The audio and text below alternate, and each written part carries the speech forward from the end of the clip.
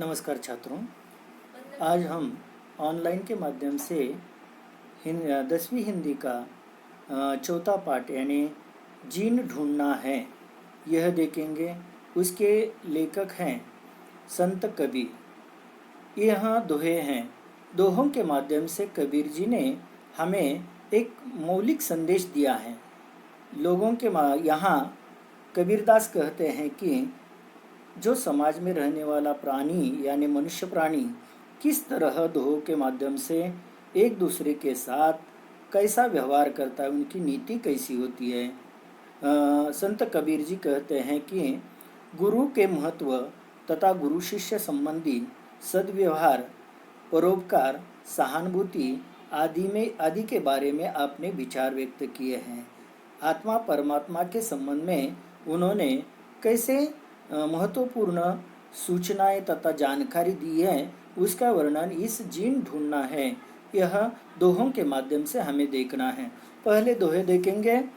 बड़ा हुआ तो क्या हुआ, जैसे पेड़ खजूर, पंक्ति को छाया नहीं, फल लागे अति दूर। शिष्य को ऐसा चाहिए, गुरु को सब कुछ देय। गुरु को ऐसा चाहिए, शिष्य से कुछ नहीं लेय। कबीर संगत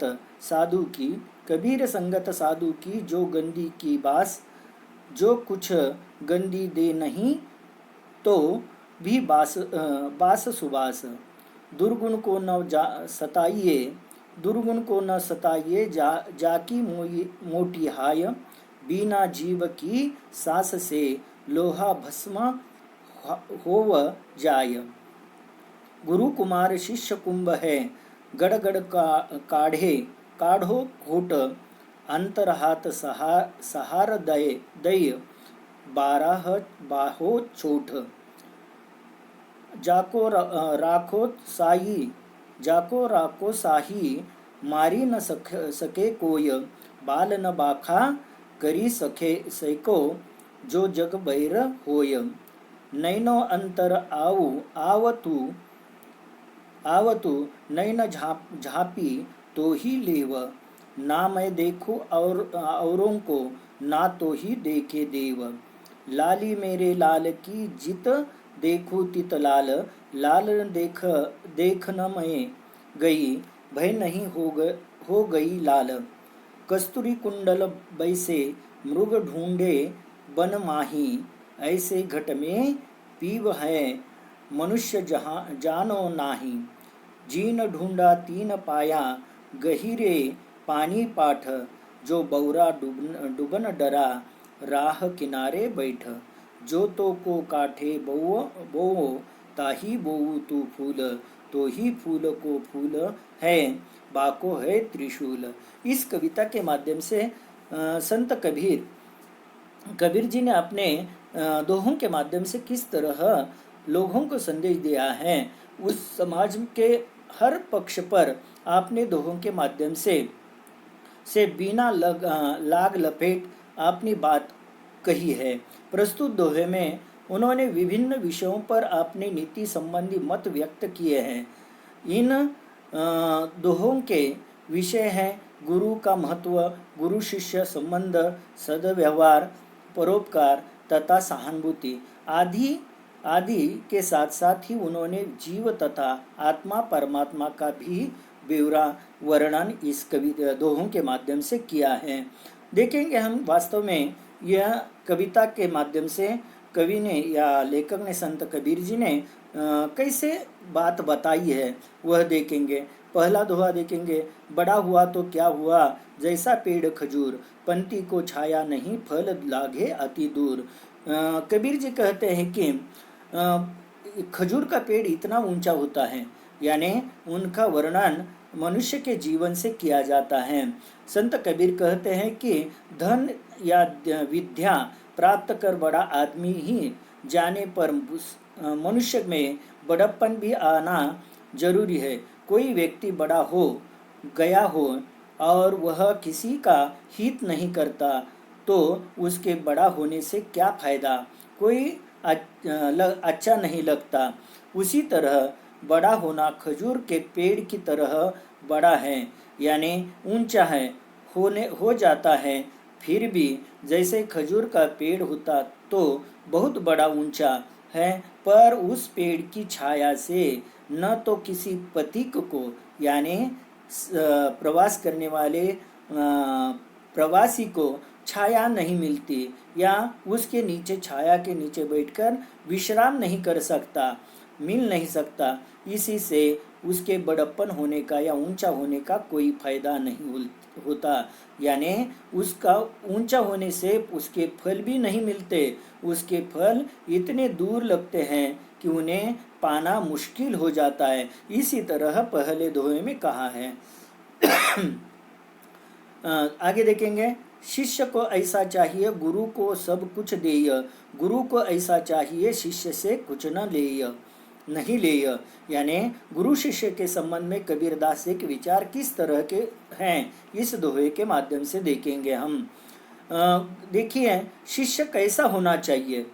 संत कबीर के मतों के अनुसार गुरु और शिष्य के बारे में बताते वक्त या बोलते वक्त शिष्य और गुरु कैसे होने चाहिए, ऐसा होना चाहिए जो अपने गुरु के प्रति समर्पित हो, वह अपना सब कुछ गुरु पर निछावर कर दे और गुरु की शरण में चला जाए। वहाँ अपने अहम भाव यानी गर्व भाव को त्याग दे और गुरु को ही सर्वस्व समझे। गुरु को ऐसा होना चाहिए कि वह अपने शिष्य का हर दृष्टि से मार्गदर्शन करे, उसे ज्ञान प्रदान करे, प्रदान करके योग्य बनाए और बदले में उससे कुछ भी नहीं पाने की मन में उम्मीद नहीं रखनी चाहिए।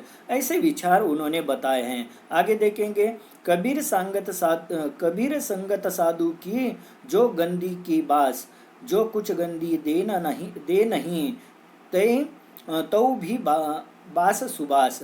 यानी कबीर जी आपने इस दोहे के माध्यम से लोगों की संगत के बारे में विचार व्यक्त किए हैं। मनुष्य एक दूसरे के साथ रहता है, एक दूसरे के विचार सोचता है, ज्ञात लेता है। संत कबीर कहते हैं कि मनुष्य को सदा सज्जन व्यक्तियों का साथ करना चाहिए। जैसे आपके मराठी में कहावत है, ढवळ्या शेजारी पवळा बांधला आणि वान नाही म्हणून गुण लागला, ऐसा कहा जाता है। उसी तरह से संगत किस लोगों से करनी चाहिए, संगत सज्जनों के साथ ही करनी चाहिए। वे कहते हैं कि सज्जन व्यक्ति का साथ करने से वह आपत्ति से बचते हैं। व्यक्ति की तरह इत्र बेचने वाले व्यक्ति की तरह होता है। जैसे इत्र बेचने वाले के साथ हम रहते हैं तो वह हमें कुछ दे या न दे, फिर भी उससे हमें मुफ्त में इत्र की सुगंध अवश्य मिलती है। उसी प्रकार सज्जन व्यक्ति के साथ रहने पर चाहे कुछ मिले न मिले, पर उसके अच्छी बातें सीखने को अवश्य मिलती हैं। आगे देखेंगे, दुर्बल को न सताइए जाकी मोटी हाय, बिना जीव की सांस से लोक भस्म हव जाय। यानी इस दोहे के माध्यम से निर्बल क्षीण लोगों को सताना नहीं चाहिए। ऐसे दुर्बल व्यक्तियों के साथ बर्ताव करते वक्त, उसके साथ व्यवहार करते वक्त कबीर जी कहते हैं कि कमजोर व्यक्तियों को कभी सताना नहीं चाहिए। कमजोर व्यक्ति की आह में बहुत शक्ति होती है। आह यानी शाप होती है, बद्दुआएं होती है। ऐसे व्यक्तियों को सताने पर उनकी आह लगती है, शाप लगता है, जो बहुत खतरनाक होती है। इसका दृष्टांत देते हुए वे कहते हैं या कहना चाहते हैं कि लोहार की धोकनी मरे हुए जानवर की खाल से बनी हुई निर्जीव होती है, पर उसकी सांस यानी आह से प्रज्वलित अग्नि लोहे को भी भस्म कर देती है। यानी इंसान को दुर्बलों के साथ किस तरह बर्ताव करना चाहिए, वही उन्होंने इस दोहे में बताया है। आगे देखेंगे, गुरु कुमार शिष्य कुंभ है, गड़गड़ काढ़े काढ़ो खोट, अंतर हाथ सहारा दे, बाहर बाहो चोट। यानी गुरु और शिष्य इन दोनों में उदाहरण देकर कवि जी कहते हैं या कबीरदास जी कहते हैं, गुरु अपने शिष्य को किस प्रकार गढ़कर यानी बनाकर रखना चाहिए, सुधारना चाहिए। इसका उदाहरण देते वक्त वे संत कबीर जी कहते हैं कि गुरु कुमार से के समान होता है, यानी घड़ा बनाने वाला होता है, कुम्हार होता है, भांति कुमार की भांति अपने शिष्य रूपी घड़े को दोषों को ढूंढ ढूंढ कर निकालता है। यानी अपने शिष्य के भीतर कौन से दुर्गुण हैं उसे ढूंढ ढूंढ कर निकाल कर उसे अच्छा बना देता है। कुमार घड़े को भीतर से हाथ का सहारा लेकर उसके सुधारने के लिए उस पर बाहर से चोट लग करता है। उसी प्रकार शिष्य को दोषों के या दुर्गुणों को दूर करने के लिए गुरु बाहर से कठोर वचनों की चोट करता है, परंतु शिष्य को हृदय से अपना कृपा रूपी सहारा प्रदान करता है। यानी शिष्य को अच्छा बनाने के लिए वह किस प्रकार गुरु अपना कार्य शिष्य के प्रति करते हैं। आगे देखेंगे, जाको राखो साई मारी न सके कोय, बाल न बाका करी सके जो जग बैर होय। कबीर जी ने इस दोहे में कहा देखा है कि जहाँ ईश्वर की लीला होती है, जो ईश्वर का सेवक होता है, वरदास्त उसके वास होता है, उसको कोई नहीं मार सकता, उसका बाल भी बाका नहीं कर सकता। इसी तरह से कबीर जी कहते ईश्वर जिसकी रक्षा करता है उसे कोई ही नहीं मार सकता, भले हो सारा संसार ऐसे व्यक्ति का दुश्मन हो जाए तब भी कोई उसका कुछ भी नहीं बिगाड़ सकता। इसी तरह संत कबीर जी अपने दोहों के माध्यम से बताते हैं। आगे देखेंगे, नैनो अंतर आवतु नैन झापी तो ही लेव, ना मैं देखो और न को ना तो ही देख देव। यानी कबीर जी इस दोहे के माध्यम से कहते हैं, हे प्रभु के संबंध में दोहा कहते हैं, हे प्रिय, हे प्रभु, हे ईश्वर, आप मेरे आँखों में समा जाए और मैं अपनी आँखों को बंद कर लूँ, न मैं किसी अन्य देवता या देवी की ओर देखूं और न ही तुम्हें किसी अन्य को देखने दूंगा। मैं आपकी छाया प्रतिमा अपने आँखों में बंद कर देता हूँ और आपको मैं दूसरों को नहीं देखना चाहता, सिर्फ आपको ही देखना चाहता हूँ और आपकी सूरत मूरत मेरे आँखों में बंद होगी, कैद होगी, आप भी मेरे अलावा किसी को न देखें। आगे देखेंगे, लाली मेरे लाल की जित देखो तित लाल, लाली देखन मैं भी हो गई लाल। यानी इस दोहे के माध्यम से कबीर जी कहते हैं ईश्वर के माध्यम से, हे ईश्वर की महिमा सारी दुनिया में व्याप्त है। जहाँ देखिए वही ईश्वर की छवि यानी प्रतिमा दिखाई देते विद्यमान होती है। संत कबीर कहते हैं कि भक्त जब ईश्वर की महिमा या बड़प्पन ईश्वर को देखता है तो वह स्वयं भी उस महिमा के रंग में रंग गया, अर्थात वह ईश्वर की महिमा से एकाकार यानी ईश्वर में हो जाता है। यानी वह आत्मा परमात्मा के संबंध में वह आप खुद इतने चरण सीमा पर पहुंच जाते हैं कि एक रूप हो जाते हैं ईश्वर के प्रति, और आप भी आत्मा परमात्मा के माध्यम से ईश्वर के स्थान पर प्राप्त कर सकते हैं। आगे देखेंगे अगला दोहा, कस्तूरी कुंडल बैस मृग ढूंढे बन माही, ऐसे घट में पीब है दुनिया जहाने नाही।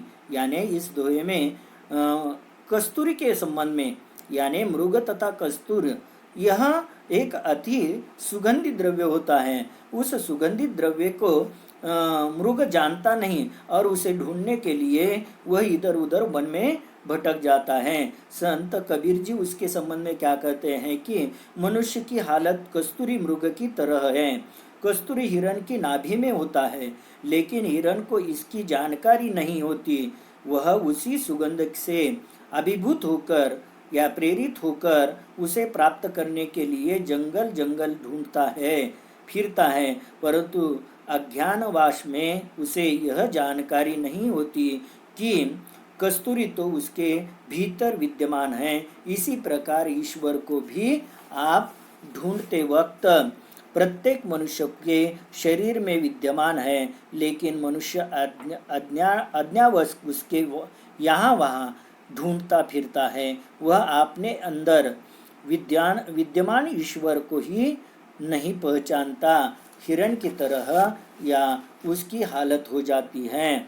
आगे देखेंगे, जीन ढूंढा तीन पाया, गहिरे पानी पैठ, जो बौर डूबन डरा, रहा किनारे बैठ। यानी संत कबीर जी अपने इस दोहे के माध्यम से कहते हैं कि ईश्वर को प्राप्त करना कठिन है। उसे प्राप्त करने के लिए कठिन परिश्रम और लगन की आवश्यकता है। जिन लोगों ने ज्ञान रूपी सागर के गहरे जल में डुबकियां लगाकर ईश्वर को ढूंढा, उन्हीं ही ईश्वर रूपी अमूल्य रत्न की प्राप्ति हुई है। जो व्यक्ति संसार सागर में डुबकियां लगाने से डरता रहा, वह संसार सागर के किनारे ही बैठ रहा और वह ईश्वर की प्राप्ति से वंचित है। यानी सत्य के रूप में देखा जाए, ईश्वर को पाना चाहता है तो कड़ी परिश्रम, मेहनत, भक्ति करनी चाहिए और उसी भक्ति के आधार पर ही आपको सत्य रूप में ईश्वर की प्राप्ति होगी। आखिरी दोहे में कबीर जी ने क्या कहा है देखेंगे, जो तो को काटा वो ताही बोऊ तू फूल, तो ही फूल को फूल है, बाको है त्रिशूल। यानी अंत में कबीर दास क्या कहते हैं कि यदि कोई व्यक्ति तुम्हारे मार्ग में कांटा बिछाए यानी तुम्हारा बुरा करता है, तो भी तुम उसका बुरा मत करो, तुम उसके मार्ग में फूल ही बिछाओ, अतः उसका भला ही करो। और क्योंकि तुम्हें तो आपने किए हुए अच्छे कर्मों का फल भलाई के रूप में ही मिलेगा, लेकिन कांटा बोने वाले व्यक्ति को आपने किए हुए बुरे कर्मों का फल कांटों के बदले त्रिशूल अर्थात बुराई के रूप में मिलेगा। यानी अच्छा सोचो, अच्छा करो, बुरा सोचने का कार्य मत करो। वह मोटरसाइकिल लेकर आया तो उसकी गाड़ी कैसी, मोटरसाइकिल पंक्चर करने की मत सोचो, मैं 4 पहिए वाली गाड़ी कैसे लाऊं, उसके संबंध में विचार करो। दूसरों का बुरा मत सोचो और इसी के कारण लोगों की अच्छाई करने का वह बता देते हैं। अतः यह दोहों के माध्यम से हमने तो ज्ञान प्राप्त कर लिया, उसके संबंध में कबीर दास के विचार मालूम किए। लेकिन आगे देखेंगे कि आपके किताब में पन्ना क्रमांक 15 पर जो भी पाठ्यक्रम पुस्तिका में स्वाध्याय दिया है, उसी स्वाध्याय को भी आपको छुड़ाना है। इसी तरह से पढ़ाई करोगे, कोई दिक्कत आएगी तो आप मुझे फ़ोन करके पूछ सकते हैं।